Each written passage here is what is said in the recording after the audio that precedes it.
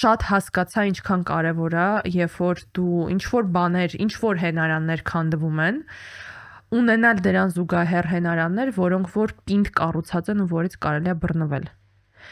Հերթական անգամ թե մասնագիտական իմ աշխատանքի մեջ, թե անձնական դաշտում տեսա ոնց է լինում ու ինչքան դժվար է լինում, երբ որ օրինակ կյանքի ինչ-որ բան քանդվում է, ու երբ մարդիկ ուրիշ տեղ չունեն բռնվելու։ Ինչ իրականության մեջ ես հայտնվում ու ինչքան դժվար է, ինչքան զրոյից կյանքը սարքելու խնդիր կա այդ դեպքում, ու ինչքան այդ խնդիրը չկա, երբ մի բանի կամ երկու կյանքի մի ասպարեզի կամ երկու ասպարեզի վրա դրած չի եղել միշտ ամեն ինչը, ու եթե միտեղ առաջանում է խնդիր, մնացած տեղերը ոնց են գալիս դա լրացնում։ Ու ոնց ես դու տեղից վերցնում քո